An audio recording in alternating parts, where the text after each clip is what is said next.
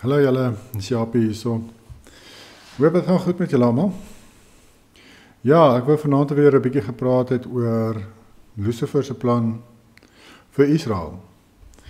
En dit wys ook waar ons is op die tydlyn. As ons verstaan wat sy plan is, kan ons sien waar is ons op die tydlyn. En ons kan sien dat Lucifer se plan is om Israel heeltemal uit te wis. Hy wil graag probeer almal van hulle doodmaak in die tyd waarin ons leef. En as ek verwys na Israel, verwys ek nie na die Jode nie. Hulle is nie Israel nie. Israel is die wit nasies. So Lucifer se fokus was op die wit nasies nou al vir 'n hele ruk. Ons kan sien hy probeer hulle nou uitbaster. Dit het hy al begin, hierdie proses van die uitbastering. Dit kom nou al 'n rukkie. Nou, julle weet mos waar ek glo ons op die tydlyn is, in die kort seisoen van misleiding. Nou, na die 1000-jarige vrederyk, Lucifer weet wat lê nog voor vir ons. Hy verkeer nie onder 'n wat sê mens onder 'n waan. Ek is nie seker wat die Afrikaanse woord. Hy dwaal nie as dit kom by waar ons op die tydlyn. Hy weet die 1000-jarige vrederyk is al verby. Hy weet die groot verdrukking het al gekom. Maar ons kan dit sien in die Bybel. So die groot verdrukking het al gebeur. Ons kan dit sien in Openbaring self. Openbaring 1 sê dis imminent, dis om die draai. Joshua sê oor en oor vir sy disippels, vir die hoëpriester en laat sy tweede koms, hulle gaan dit sien gebeur. Hy sê van sy disippels sal dit sien gebeur. Paulus sê dit gaan gebeur in hulle generasie. Die disippels het dit ook gesê. Jakobus, Joshua se broer, hy het dit ook gesê dat hulle is in die laaste uur, sê Johannes. Dat Joshua staan by die deur, hy is gereed om die deur oop te maak en terug te keer. So hierdie dinge het al gebeur, mense, dit het al gebeur in daardie generasie. So Lucifer weet dit, hy weet waar is ons op die tydlyn. En sy fokus is op die volgende gebeurtenis. Nou die volgende gebeurtenis is die tweede Exodus.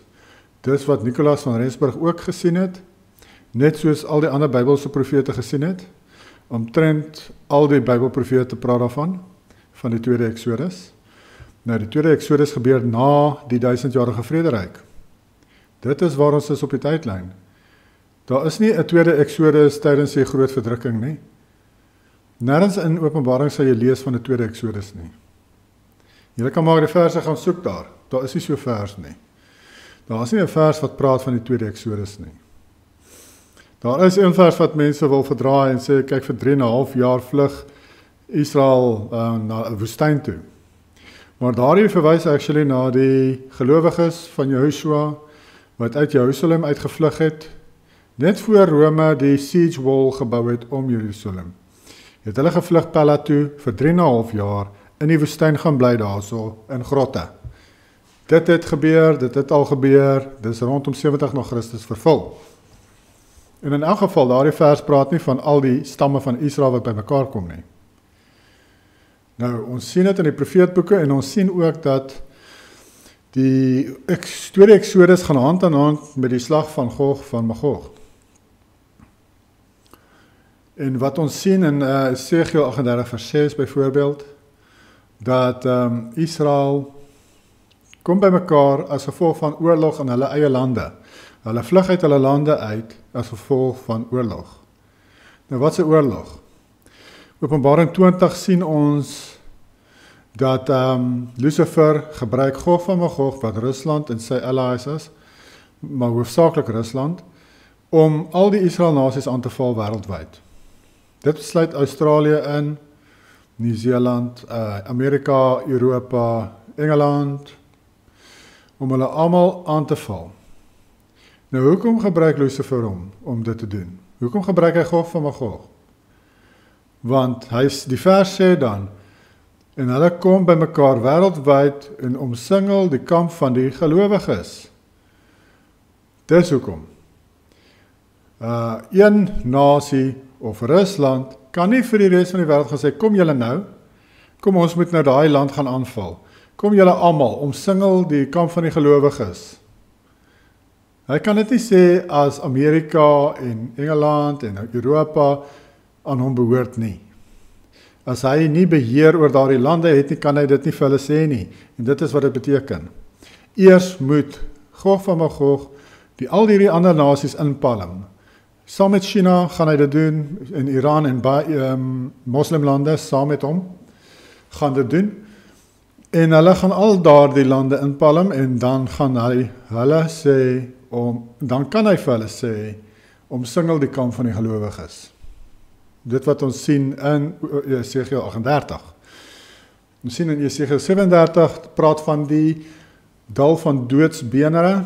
Dit is Israel, die mense besef hulle is Israel, hulle word uitverkorenes van Israel deur die gebooie te gehoorsaam, hulle kom by mekaar op een plek, en dan sien Jesegiel, die mense staan soos 'n nasie weer voor hom daar, in daar dieselfde dal. Dit is waaroor dit gaan. En dan sien ons net die volgende hoofstuk, praat hy van die slag van Gog van Magog, wat dan hierdie hoofstuk 37 se Israel gaan omsingel om hulle aan te val. En dit is die slag van Gog van Magog, wat die Openbaring 20 van praat. En dit is waar ons is, mense, ons is daar in die tydlyn. Dit is wat volgende moet gebeur. En wat dit beteken is, daar kom 'n moeilike tyd vir Israel nasies wêreldwyd. Jy gaan nie eers kan vlug van een Israel land na 'n ander een toe nie, want hulle almal gaan deurloop. Hulle almal gaan swaar kry, hulle almal gaan suffer. Hulle almal gaan deur 'n smeltkroes.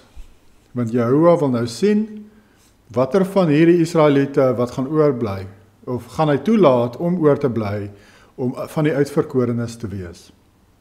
En soos ons sien in die profeseë, sê daar dat daar gaan so min oorbly dat 'n kind sal op hulle hande kan tel hoeveel bly oor.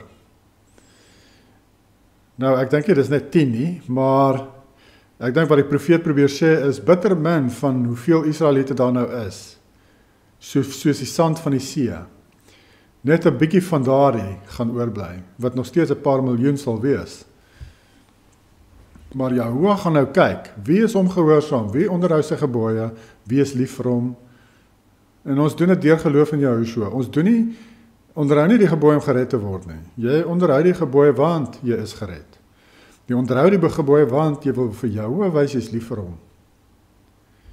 En dis hoekom ons dit doen. Ons doen dit vir geen ander rede nie. Nou Jahoua kyk wie gaan dit doen. Dit is die goeie appels wat hy bymekaar gaan maak in Suid-Afrika. En hy gaan Suid-Afrika deur 'n vinnige smeltkroes sit ook, om daar te sien wie is die goeie appels.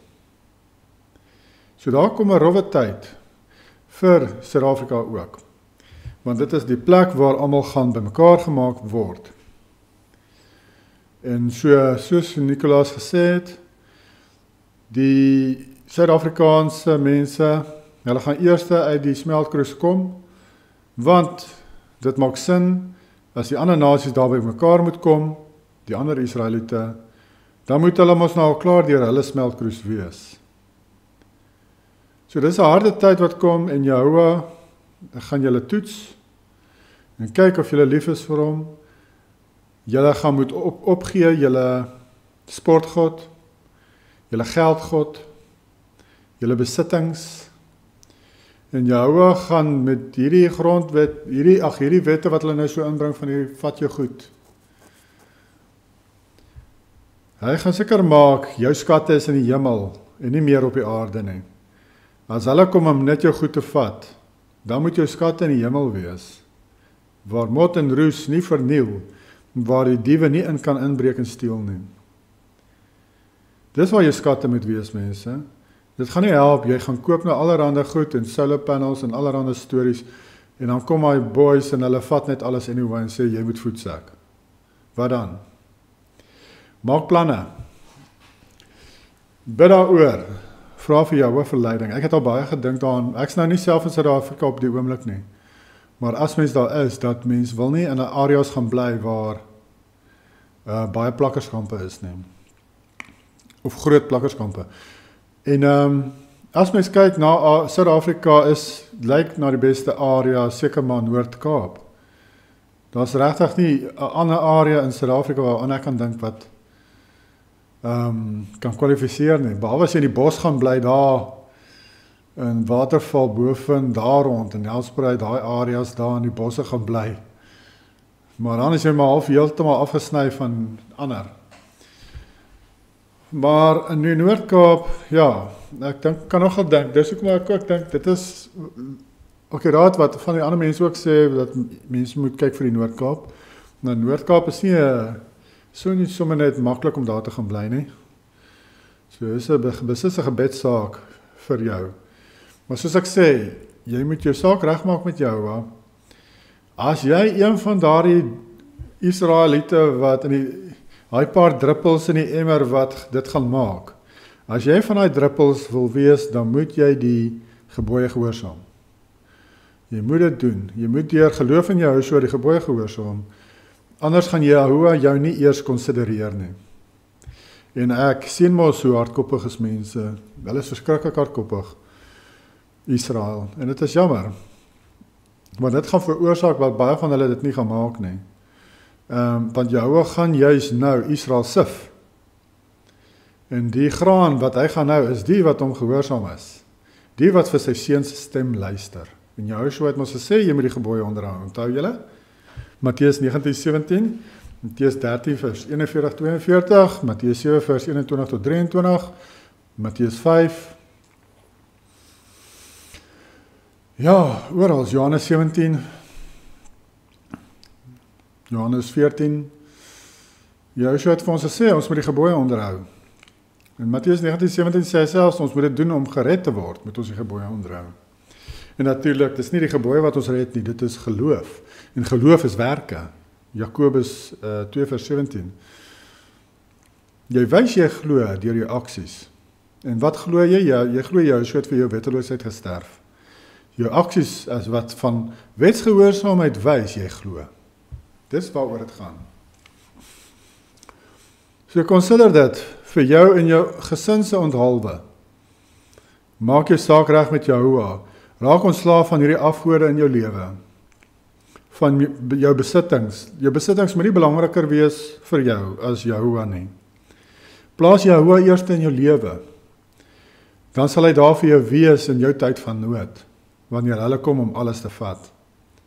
Want glo my, hulle gaan nie vir Trump of enigiemand luister nie. Hulle luister vir Lucifer. En Lucifer se plan is om soveel as moontlik Israeliete nou dood te maak, want aan die einde van die dag, as hy almal van hulle kan doodmaak, dan is daar nie 'n slag van Gog van Magog nie. Want waaroor sal daardie slag dan gaan? Daar is dan nie eers 'n uitverkorenes nie. Daar is dan nie eers 'n uitverkorenes om te omsingel nie. So, Lucifer se plan is nou om ons uit te wis. En hy, soos ek gesê het al begin met daardie proses, al 'n hele ruk terug, met die uitbastering, met hierdie ander rasse wat net Israel nasies invloei. Hulle vat net die Israel nasies se gebiedens, né? Het julle al gesien? Hulle vat nie Afrika nie, of die Filippyne, of enige ander Suid-Amerika. Hulle vat nie Suid-Amerika nie. Dit is net die lande waar die Israeliete is. Want Lucifer wil hê hulle moet uitbaster. Want dan kan jy nie gekonsidereer word as 'n Israeliet nie. En bymekaar gemaak word nie. En dan het hy dit ook met biologiese wapens, wat hy loslaat oor die Israel nasies hoofsaaklik. Gaan kyk maar na hierdie laaste, die 2020 stories. Waar was die fokus gewees van die media en hierdie goed wat hulle gedoen het? Waar was die fokus? Israel nasies, al die wit nasies. Hulle fokus was nie so erg in Afrika nie. Gaan kyk maar, hulle fokus was op die wit nasies, want Lucifer teiken die wit nasies. Hy wil jou dood hê, en dis hoekom, jy moet Jehovah aan jou kant hê nou, né? Jy moet nie die goeters hê tussen jou en Jehovah nie. Lucifer gaan jou kan uithaal dan, dalk as jy iets het tussen jou en Jehovah. En dis hoekom dit belangrik is dat Jehovah moet nommer 1 wees in jou lewe. En ja, dis maar wat ek wou sê. Die ding is ek het baie nice 'n video gedoen hieroor vroeër. Maar toe kan ek hom nou nie laai nie. Vir een of ander rede wil hy nie daai video wat maak nie. Ek het dit op my foon gedoen. So moes ek nou maar oordoen. Ai. Ek kan nie daarvan om sulke goed oor te doen nie. En ja, oor die algemeen, ek kan nie van hom so voor 'n kamera te praat nie, want ek was maar 'n skaam mens altyd gewees. Maar so 15 jaar terug het jy my gelou om te begin video's maak. En toe ek begin het ek video's net so op die skerm gewys altyd. Ek het die guts gehad om so voor 'n kamera te sit nie. Maar mense raak dit gewoon seker maar. En ja, mense moet maar gehoorsaam wees, né? As jou sê om iets te doen, maak nie saak wie of wat jy is, jy moet dit doen. Kyk maar vir Moses, hy was nie die grootste ekstrovert gewees nie. En hy was maar net gehoorsaam. Maar ja, dis waar ons is in die tydlyn. In die kort seisoen van misleiding. Ongelukkig glo baie min mense dit, maar dis soos 'n veldbrand. As ek so kyk op die media, op die internet, kan ek sien hope mense begin nou hierdie waarheid ontvang. Hulle begin nou oop gaan vir wat eintlik aangaan, want elke generasie praat oor die groot verdrukking. Kyk maar in 100 jaar terug het hulle ook al van gepraat. Elke generasie glo hulle is die groot verdrukking. Die groot verdrukking gaan in hulle generasie gebeur. En so sê elke generasie dieselfde storie. Dit raak sommer nou al, mens raak moeg om dit te hoor. Van kleins af het ek dit ook gehoor. Die groot verdrukking. Daar is nie so ietsie mense. Dit het al gebeur in 70 na Christus. Dis is vervul. Die 1000-jarige vrederyk het net daarna begin.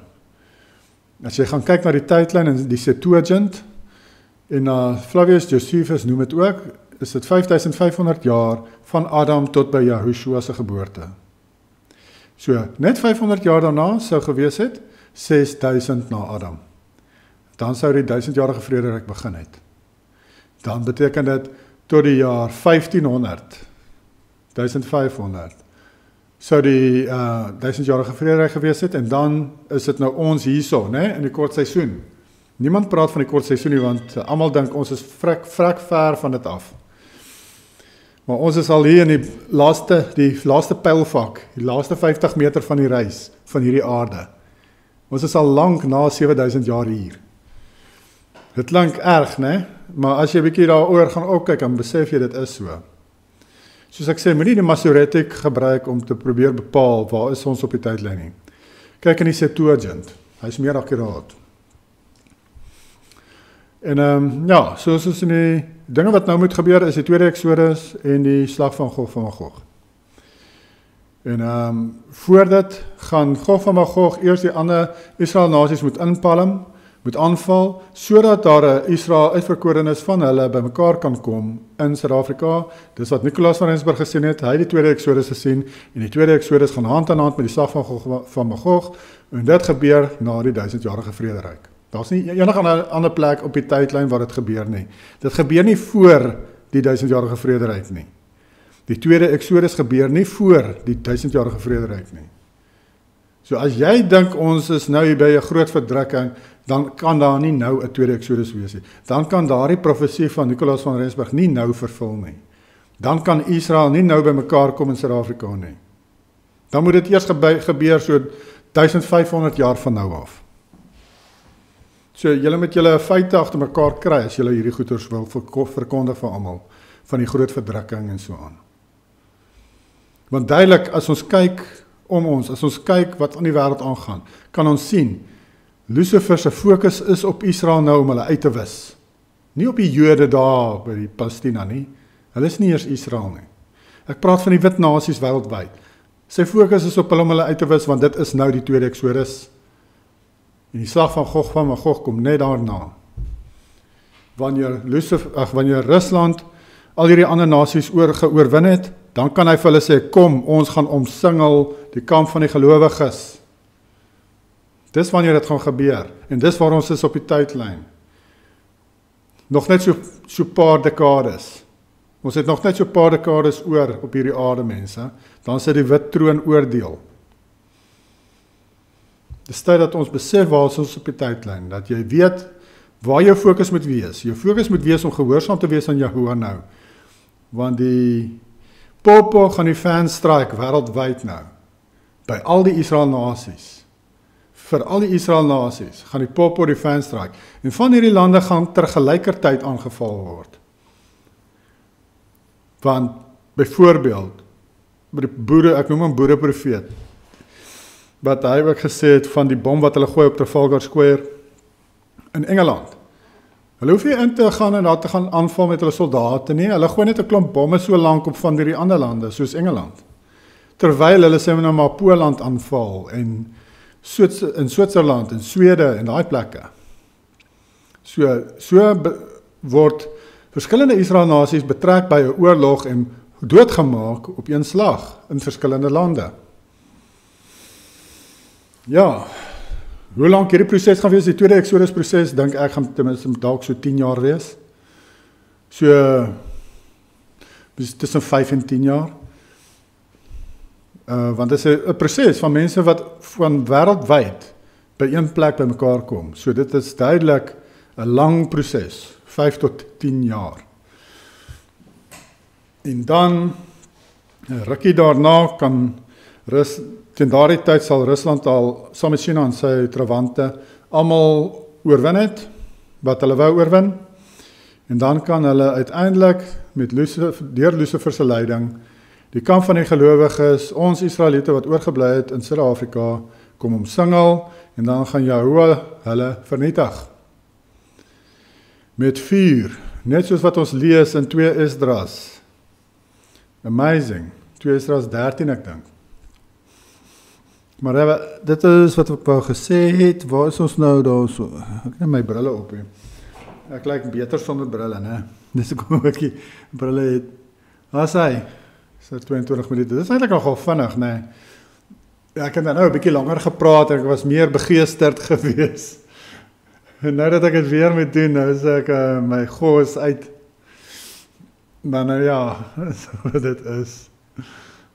Maar okay, geniet julle dag en ja, soos ek sê, almal gaan deur 'n smeltkroes nou, want Jahoua toets ons om te kyk wie gaan die uitverkorenes wees wat bymekaar gemaak gaan word in Suid-Afrika.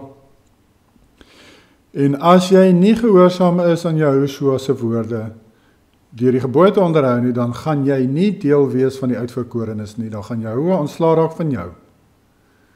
Hy sif jou nou, hy sif Israel wêreldwyd. Daardie sifting gaan nou begin. En ja, dit is nou tyd vir speletjies speel is verby. Tyd vir rugby kyk op sy Sabbat is verby. Dis tyd dat mense begin ernstig raak oor Jahoua se goed. Dis tyd dat mense ernstig raak oor sy woorde en hom gehoorsaam wees. Ja, want as jy jou oogies uitvee, dan skielik, daar staan hulle met hulle pangas voor jou deur. As jy nie Jahoua eerste gestel het, dan sit nou maar tickets. En dit is sad, dit is baie sad, dis lief vir jou, mense, vir Israel, en jy wil nie een van hulle moet seer kry nie. Maar dis die tyd waarin ons nou leef, waar Israel gesif moet word.